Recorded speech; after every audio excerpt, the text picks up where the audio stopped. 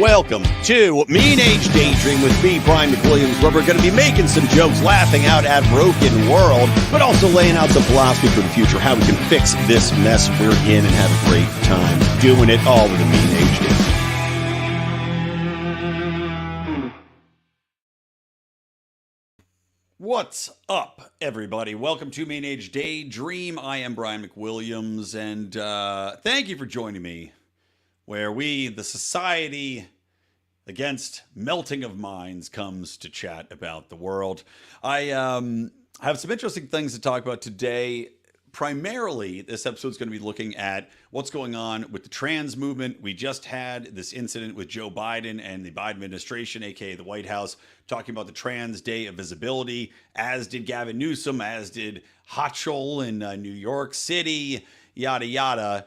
But there's also some interesting videos that were compiled by a documentarian, which really showcases where this movement is. And that essentially, to me, is as a religious cult. But before we get into that, I do want to talk about this incident that just happened over in Gaza. And I don't know if you guys have been up to date on this news, but some foreign aid workers, and let me bring open this video really quickly. Foreign aid workers were basically bombed to death by the IDF. Four international aid workers with World Central Kitchen, which is a UK organization, Australia and Poland, were killed in an Israeli airstrike on their car in Deir al-Balah in the central Gaza Strip. Let me play this video real quick. You can see they're showing their passports here. They've got the aid workers dead on the ground. Clearly not domestic population. I saw other videos as well of the man who was with these aid workers. They've got video of them recently where they did an interview that was on TV talking about the work that they were doing over in Gaza. But it just is one more drop in the bucket showing you that the IDF simply is not operating in a manner that would be considered in any circumstances in accordance with international law, right? You know, the Geneva Convention seems to be thrown out the window when it comes to Israel. They have been decimating a population. They've been bombing indiscriminately. Clearly, they're not identifying targets. And at this point in time, I think even domestically, you're seeing in Israel. Now, the protests are beginning stream to remove Netanyahu over the way this is going down. I mean, Israel, I've talked about this before, has lost the PR war so badly to this point where all the goodwill that they may have built up, all of the, I guess, I can't say goodwill, all of the exercises in looking the other way because of the historical precedent, right, of the Jews having gone through so much during the World War II era and even before that, being displaced as a population, etc. That seems to have hit the wall. That seems like the tanks run dry, and yet instances like this continue to happen.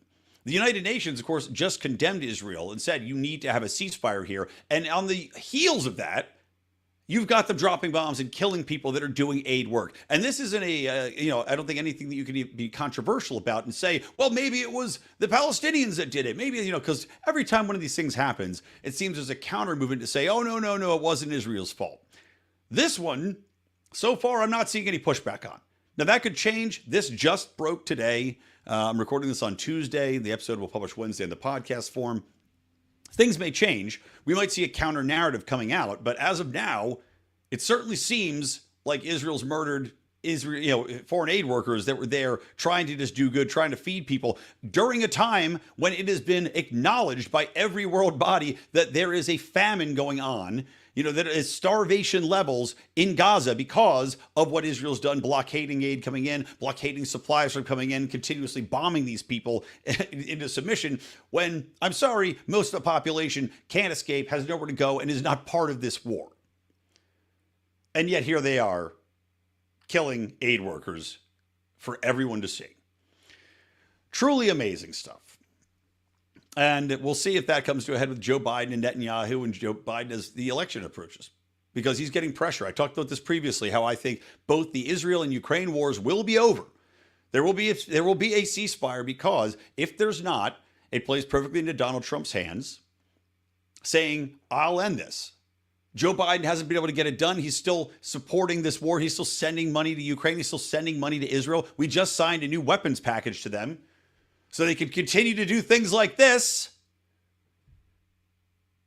It's in Joe Biden's interest. It's in the Democrats' interest to end this because their own people are strongly against what's going on in Israel. Or I'm sorry, in Gaza by Israel.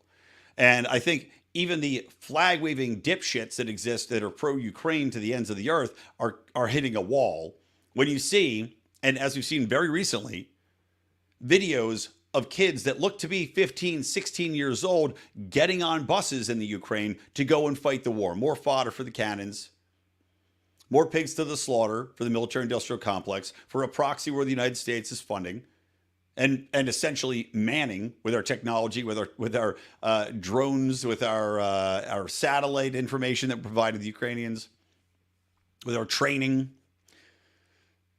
There's not going to be anybody left in Ukraine to populate a new generation because they're sending all the boys off to die now.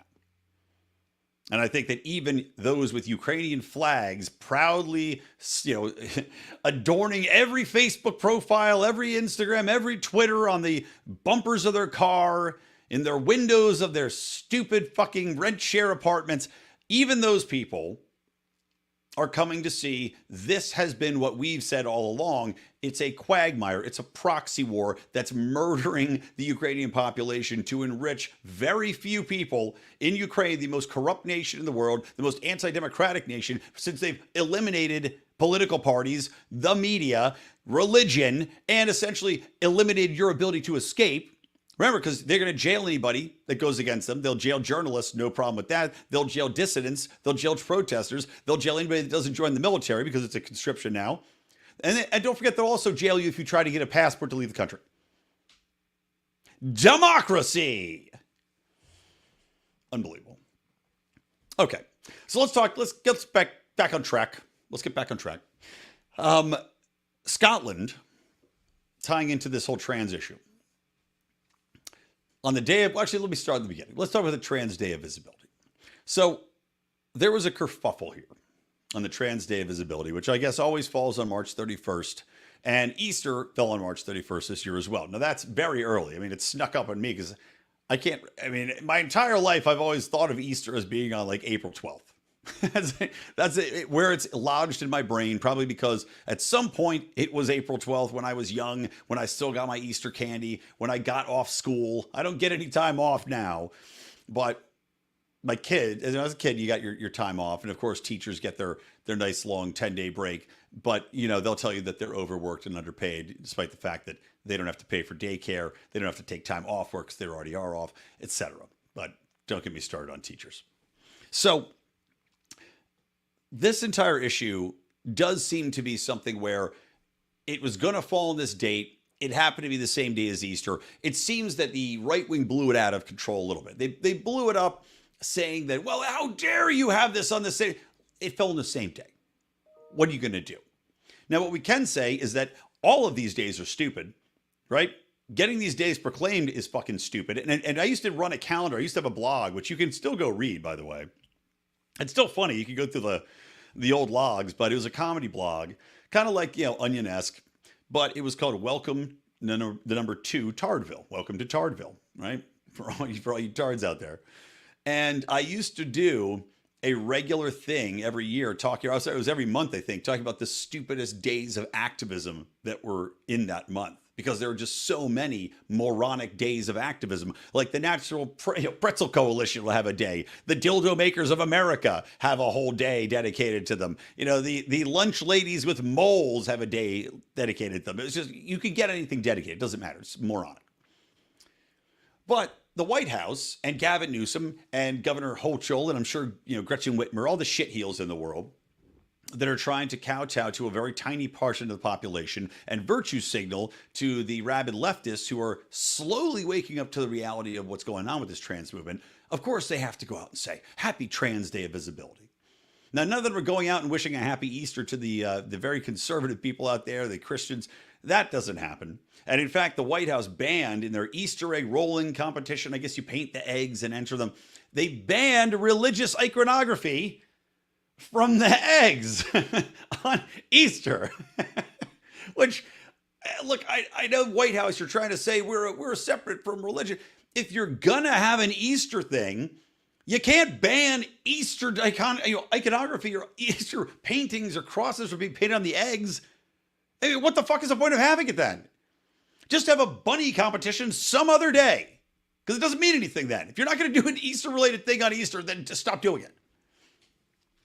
So instead of just saying, you know what, it's the Trans Day of Visibility, but we don't need to lean into this today from a federal perspective, from a White House perspective. We don't need to lean into this issue, which has already gone down a path of stupidity, considering the United Kingdom and numerous other Nordic countries have already banned puberty blockers and said the affirmative care model is broken and based on faulty evidence, aka what happened with the WPATH documents that were released. In the midst of all this, the Biden administration and all of our woke leftist horseshit governors are leaning into the affirmative model. Affirmative care, right? So of course they've got to go down and say Happy Trans Day of Visibility, even though we've got 8 other days for that. And on Easter. Stupid. It's just stupid on its face, to the point where you have to wonder, do these people realize, and I do question this, I almost wonder if it's a concerted effort to undermine Joe Biden, because it's such a buffoonery move. I mean, it's such a virtue signal that means nothing. Unnecessary. That the White House doesn't have to do it. I'm sure he was probably trying to trend on Twitter. You don't need to say anything about the trans population who you go out of your way to praise at every given moment of every given speech at any point anyway, to say that we see you, to a portion of the population which frankly we all can't avoid seeing. It's shoved in our face all the time in every medium of communication. Trans is shoved in our fucking faces. And on top of that, the most recent visible issues with trans were people shooting up schools. Maybe take a day off, Joe. Maybe take a break from pushing this ideology. So let me go on this track, right, of the trans issue. And as I mentioned, we've already seen that the entire premise of this, the entire house of cards is crumbling down around trans, because the issue of you should support trans because your kid's going to kill themselves if they're trans and they don't. Well, that evidence is gone. There's zero evidence that your kid's going to have a higher suicide rate. The lie of, would you rather have a living daughter or a dead son? It's a complete lie. Always was a lie. Always is a lie. The newest studies came out, showcase that. But on top of that, you have essentially what is these people making an argument that are trans now. And I'll show you this video in just a second, this compilation of people saying, look, this is not only about gender, right? It's not just about me feeling that I am a woman inside, or I'm a man inside, or I'm a, whatever it might be. It's really about me having control over creation.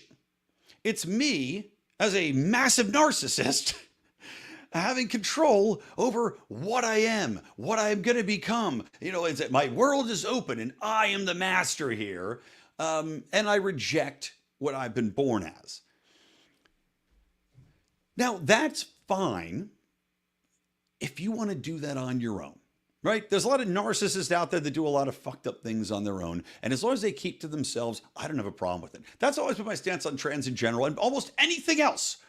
Whatever you want to do, your furries, your whatever, whatever you want to do. You want to live your life, go ahead and live your life. It becomes a problem when this religious ideology takes hold and becomes a social contagion, as we're seeing prominently within young girls especially. It's a problem when it becomes a social contagion that's pushed, and we're told that these trans people have to be visible because the world hates them, and then they go out and shoot up schools of Christian children. That's a problem. Because now this is not a war for, say, someone's ability to identify and live their most authentic life. It's a literally religious war. You're now the Crusades. And this trans generation is brought up and coached by the media and coached by politicians and coached by activists to treat it like the fucking Crusades. That it's them or us. And they will not be shy about telling you that they are coming for your children, right? We've seen that documented hundreds of times at this rate on social media. We've seen it documented in the way in which education is rolled out, how they teach children, what they teach children, in the propagandization of children in the classrooms. And again, hundreds of examples on social media of this. But let me share this most recent thing. And this is, there's a great publication. I recommend it. It's called The Distance. And it is from Matt Osborne, who's a writer about, trans issues. He's got a daughter that's, he's going through all sorts of hell with his trans daughter who's run away and been convinced of this and that and has mental issues. But let me share this video because this is compiled from an account called Skirt Go Spinny. And it's 4 minutes long. I'm just going to show you about a minute of this opening part because it's just going to encapsulate perfectly what I'm talking about. How this is not a gender movement. This is not an authentic self movement. This is a religious cult built around narcissism and essentially recreating oneself and fuck anybody else that wants to get in the way. And of course, making that conversion something that will now be adopted by other people. Again, if you're a religious cult, you want people to believe that your genesis, your creation myth is the only one. So let's play this. God blessed me by making me transsexual for the same reason God made wheat but not bread, and fruit but not wine, so that humanity might share in the act of creation. Hello guys and gals and non-binary pals. Life isn't about finding yourself. It's about creating yourself. And we can embody our genders in empowered acts of self-creation. Queerness is an act of creation. God made trans people for the same reason he made wheat but not bread. And God created grapes but not wine. So that humanity can share in the art of creation. So there you go. I mean, that's enough of that for now. They're compiling a full documentary that's going to come out on this, but you can see where this is going. These people are trying to replace God with themselves as the creators, right? And their belief that this is now religion, that we have to replace what God has provided. And by the way, I'm not religious. I'm just saying this is where they're coming from. I'm not religious in any way. But they're saying we need to replace God as the creator and that humanity's role in creating themselves is now the better option, right? And this is why you see so much vitriol towards people that don't accept their creation, right? Because they as gods have recreated themselves in their own image of what is perfection, what they should be as trans males or trans females or whatever, non-binary or fucking dragon dog people, whatever they're going to do, right? And there's such vitriol now because as a religious cult, you have to believe the bullshit you're pitching, right? You have to believe in your own salvation. And these people believe that they're finding salvation in changing their gender and then forcing that exchange upon the rest of us. This is why they get so angry that lesbians won't have sex with men who still have dicks, pretending to be women, telling lesbians that they are bigots and transphobes for not fucking them.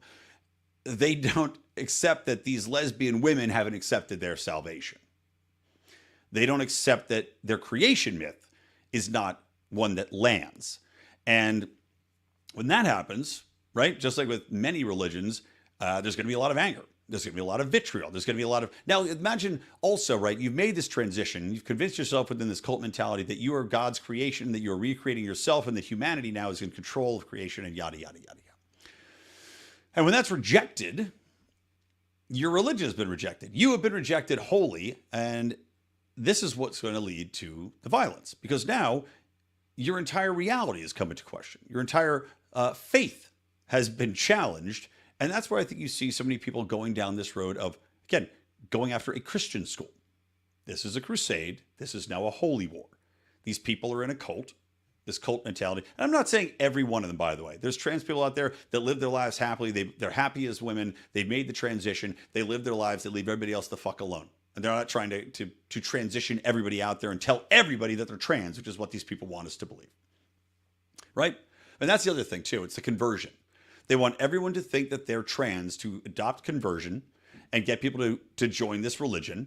And then if enough people believe that humanity is guiding creation, that sex isn't real, and that we have now with technological and medical advancements can create our own destinies, well, then we've invented a new reality, a new humanity, a new, whatever it might be. So conversion is very key. Acceptance in society. But, that doesn't, it doesn't mean that we should go along and simply nod our heads and say, well, yes, you're creating your own destiny, and that's a thing to be proud of, and let's all be visible and cognizant of this. I mean, we're reaching a point now, and people will see this. As I said, 2024 is a key year. We are reaching a point where the data is coming out of people that have transitioned, that did get converted to the cult and made the transition and then had their reality questioned and then realized, oh, I've been sold a false bill of goods here. I am not a man in a woman's body. I did not need to take puberty blockers. I should not have had my gender affirmed. I am not a wine instead of grapes model, as so many of these people quoted. They seem to have keyed in on one phrase here, and the cult has now passed that along, similar to how Democrats hand out talking points that are repeated ad nauseum by the media. But we're now seeing the generation of children that was exposed to this come out, and now you have the stories of detransitioners, which are being suppressed and attacked by activists and suppressed by the media and suppressed by the White House. And of course, you have psychologists that are being challenged and suppressed by the media and medical affiliations and associations in the United States. But as I mentioned earlier, in the UK, in the Nordic countries, we're seeing that roll back harshly. So a lot of now we're seeing is the cult fighting along with the people, similar to COVID, my bad people theory, in that all of these leftists that supported this, all of these parents that went along with this, all of these medical professionals and psychiatric professionals that went along with this religious cult and forced children into making decisions that were inalterable to their genetic makeup, sometimes their hormonal makeup. Now that we see the results, now that we see the faulty science, now that we see the detransitions and the amount of hurt that's being done, these people will grasp onto anything to prove that they're not bad people. So the resistance to coming around to this trans issue, while it's been adopted quickly in other nations, is going to be so difficult in the United States because the egos in the United States, I think, are far greater. The presence of social media plays a huge role in this because people put everything out there. I mean, think about the jackasses that were in Harry Potter. And this will bring us around to JK Rowling. The piece of shit actors in Harry Potter all turned on JK Rowling like snakes, who they had nothing but good things to talk about. But as soon as JK Rowling challenged the trans-orthodox cult in its messaging that a woman is a woman if she says she's a woman, even if she was born a man and still has a dick and balls, well, her insistence that no, you're still biologically male and that females have to be protected and female spaces have to be protected, that people opportunities have to be protected, which I agree with. Especially as a father to two young daughters, who hopefully all this crap is out of here by the time they're old enough. They turned on her and attacked her as a transphobe and a bigot and said that they don't want to do anything else with her and that she's a horrible person. These pieces of garbage. And that happened in what, 2 years? It took 2 years. And simple logical statements by JK Rowling. Never said anything ill about trans people, by the way. Never said that they should be eradicated. Never said that trans was evil. Basically, the same philosophy I have. Live your life happily as long as you're not infringing on other people, as long as you're not forcing the medicalization of children. Go be you. But don't try to force yourself into women's spaces. Don't accept everybody or expect everyone to go along with what is a complete myth. I'm sorry. We're not going to throw reality in the bin because you want it to be that way.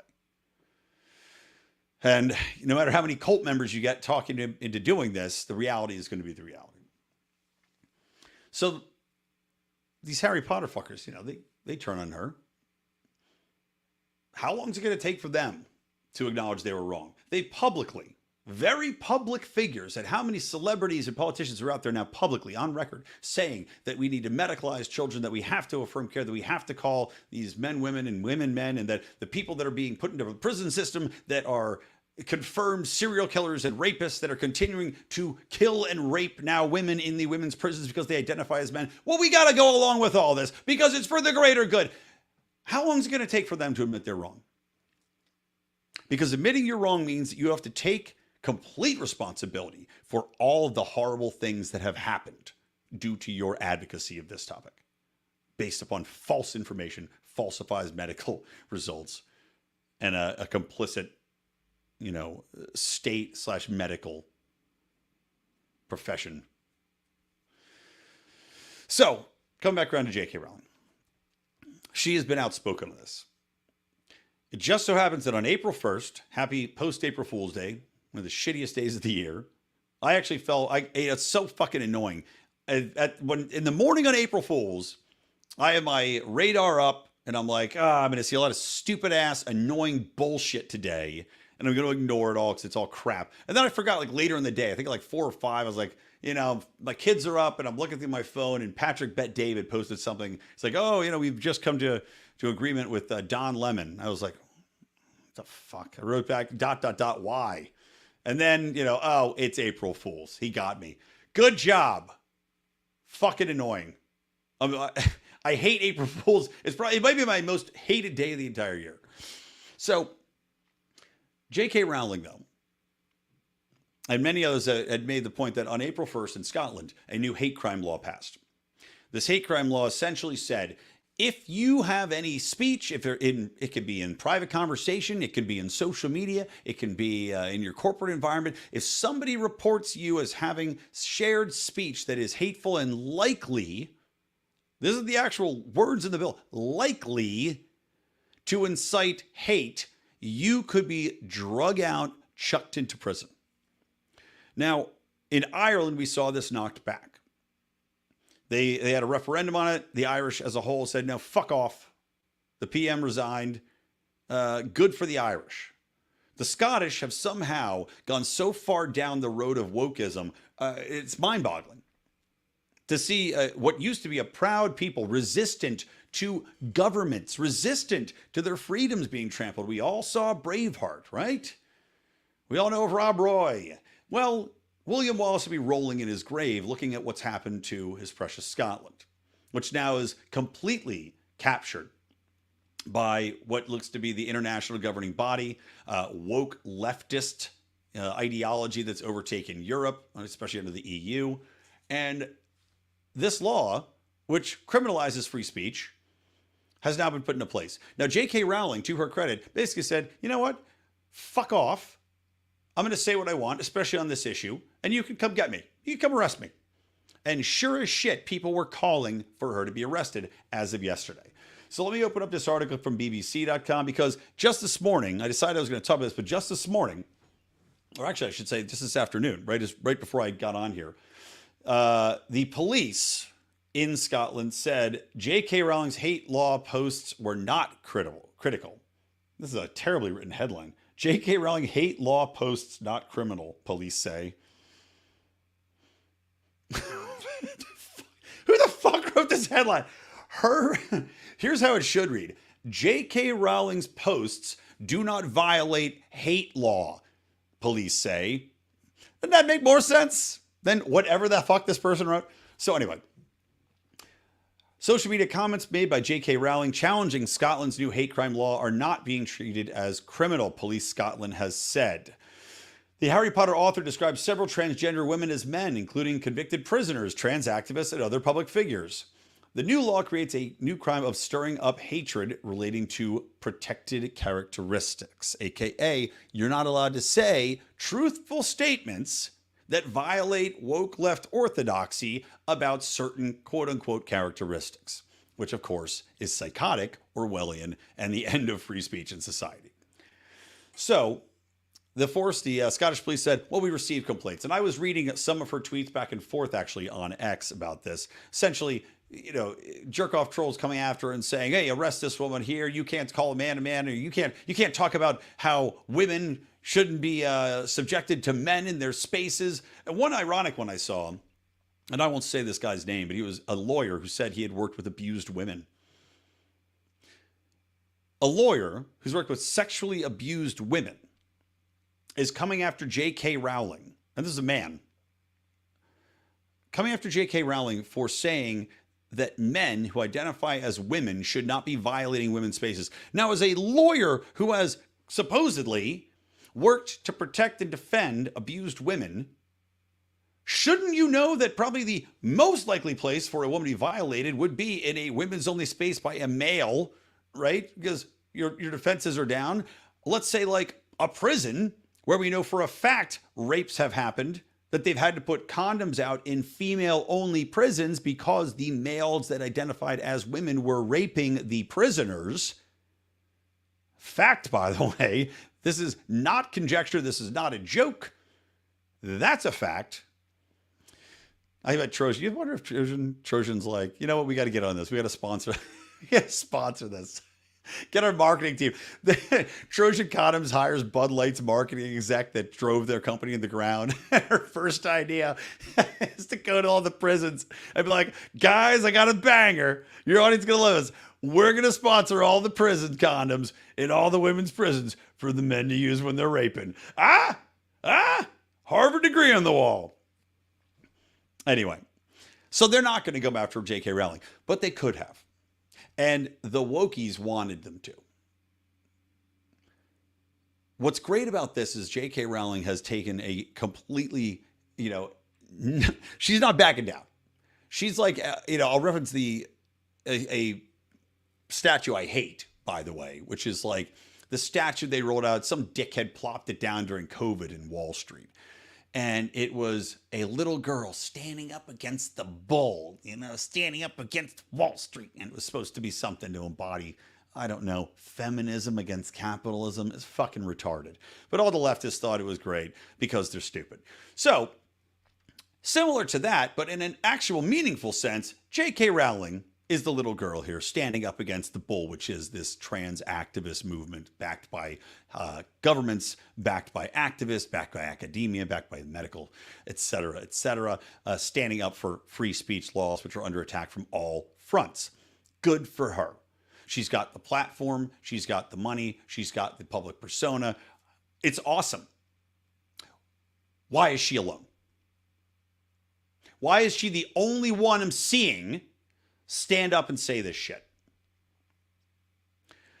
I'll tell you, I used to dislike JK Rowling. Now, I do love Harry Potter. I think they're great books. I think they're great movies.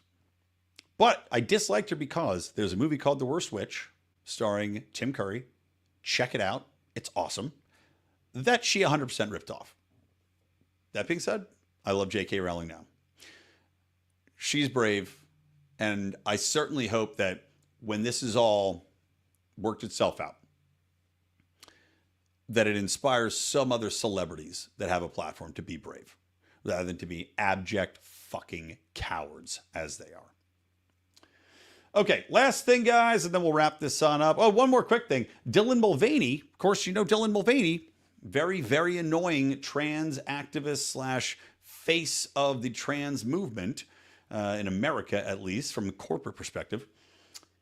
Dylan Mulvaney said that he'd like to make Legally Blonde and be Elle Woods. And, quote, in a recent interview, this is from Deadline Hollywood, in a recent interview, the singer and actress said her dream theater role was to play Glinda in Wicked, but her dream was to portray the Harvard Law School student that Reese Witherspoon famously played in the 2001 film. Quote, my dream, though, is to do a trans Legally Blonde. I want to play Elle Woods and have maybe a trans Emmett and a trans Paulette. I think what's so cool about plugging trans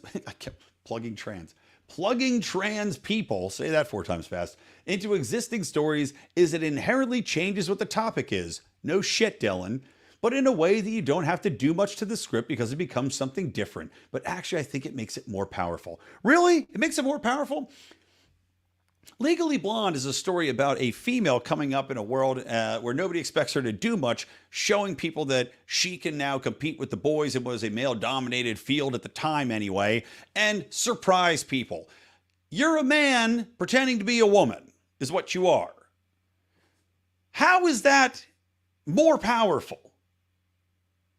You've already taken away a lot of opportunities from legitimate women in the space by virtue of what you're doing here. You've already basically made a mockery of what womanhood is. If you've watched anything Dylan Mulvaney does, it looks like an SNL parody. It's if I was a woman, I'd be insulted at the stupidity of how he portrays what he understands to be feminine. I mean, it's ridiculous. He thinks that this is going to be more powerful. Let's just remake it, but put it trans, as Eric Cartman said. Put a woman in it, make her lame, make her gay. But this time, we're going to put a man in it, but make her a woman, make her lame, and make her gay. Although a lot of trans people aren't gay. They're just doing it, as I said. A lot of this is based in root narcissism and, in fact, like a fetish. Not more powerful to me. And also, somebody please tell Dylan Mulvaney, being trans isn't a talent. A lot of these people seem to think it is, right? I'm trans. That's my identity now. That's my talent. No, it's not a fucking talent. It's a mental issue. It's what it is. It's aggravating. It's aggravating. The fact that this story got covered is aggravating. Okay, last thing. We'll get off the trans topic.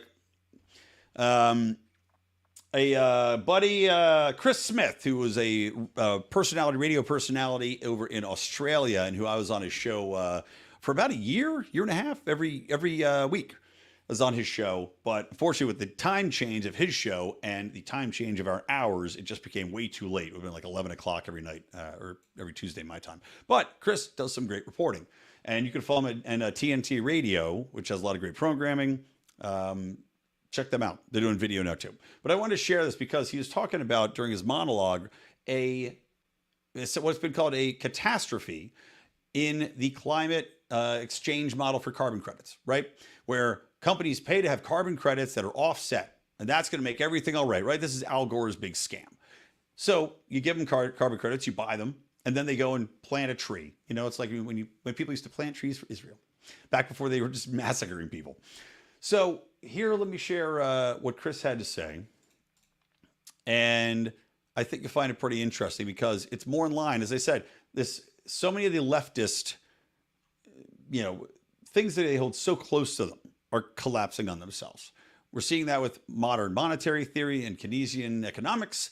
We're seeing that collapse on itself. We're seeing the whole bullshit promise that minimum wage laws are the benefit to the poor collapse on themselves. We're seeing the whole claim that America's a racist society and that, affirmative action is the best thing in the world collapse on itself. We're seeing the trans issue collapse on itself. We're seeing now the climate issue collapse on itself. Here's another indication that this has been a whole big scam all along, enriching a very small portion of the population as a detriment to the rest of us, as everything that we know goes up in cost and we are regulated into oblivion. So here's Chris. In what is one of the world's largest natural carbon offset projects. It's now one of the world's greatest carbon duds. Let me take you back to what TNT listeners heard exactly 2 years ago, funnily enough, from Australia's carbon offset guru, the man advising the government on these questionable carbon abatement projects, Professor Andrew McIntosh. This is how he excitedly explained how this scheme would work. What an offset means is that somebody has to undertake a project to either avoid an emission that would otherwise occur or to sequester carbon dioxide in vegetation soils or in geological formations. If that someone does that, then they get a carbon credit, an offset credit, for each tonne of greenhouse gas emissions that they abate. And then that carbon credit is personal property, and it can be sold either to the government or can be sold to somebody in the private sector who wants to offset their emissions. If your credits don't represent real additional abatement, ultimately what you're only doing is just simply transferring money from one party to another. You're not actually driving those environmental outcomes, which ultimately you're trying to achieve. Hear what he said? If the new trees are not absorbing the carbon dioxide, you're just transferring a lot of money. You're just making people rich and not achieving your outcome. Sounds all hunky-dory in theory back 2 years ago when he spoke to Mike Ryan. And, of course, we're saving the planet, which is scientifically impossible. So he says, but, of course, what we've got to do is work out whether it's working. Now, Andrew McIntosh, who has played a role in this new research, I should add, has told AFP, quote, this is from his mouth, I think it can only be described, and I'm using generous words here, as a gross failure. It's a catastrophe. He said, adding that it would be a stain on Australia's reputation. A catastrophe, he says. Now, what the official government records show is that since 2013, Australian native forests have sucked up more than 27 million tonnes of carbon dioxide. But not according to the peer-reviewed research, which used satellite imagery to chart forest growth. And the growth is simply non-existent. The findings have been published in the highly respected Nature Communications journal Earth and Environment for the world to see. Australia has been selling carbon credits to emitters that simply do not do a thing about carbon dioxide. It's a sham. It's a fake biosphere dealing in millions of dollars worth of nothing. All right.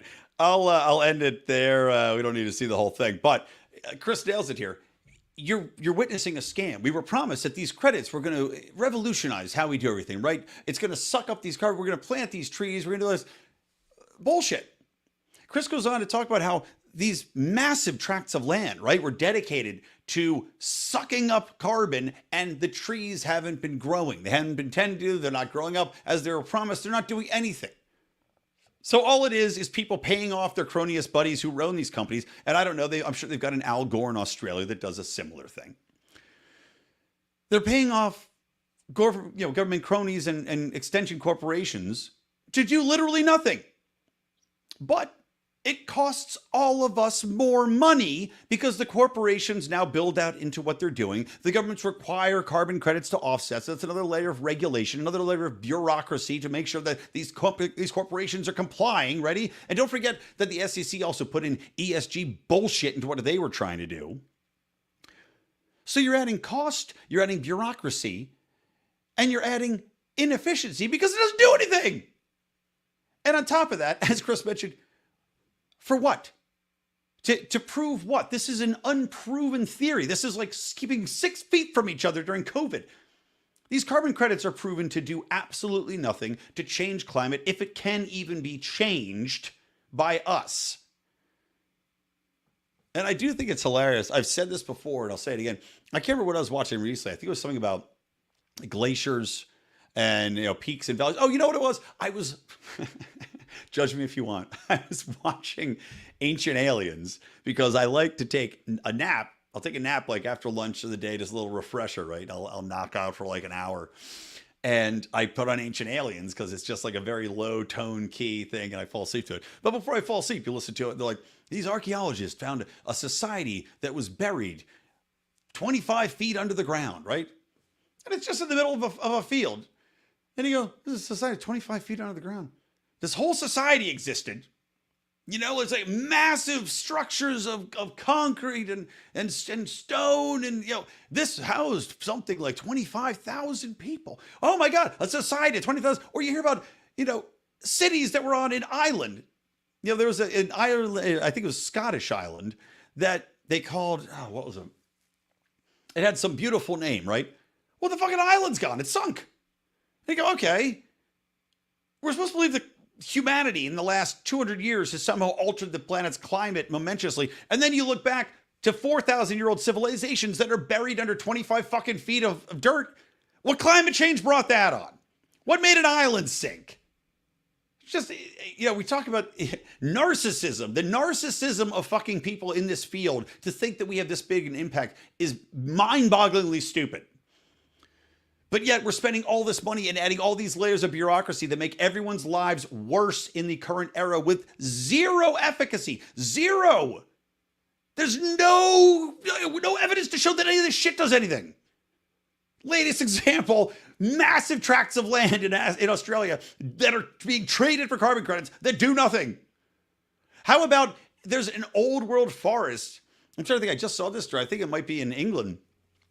These beautiful old world trees, they're going to rip the entire forest out to put in a wind farm. Wind farms, which, by the way, have shown to be less efficient because, number one, the wind blades don't last long. They massacre bird populations. They also fall apart and then are incredibly expensive to replace. And guess what? Every single manufacturer of wind farm equipment, the silos that go up, the wind giant fans that collect it, they lose money.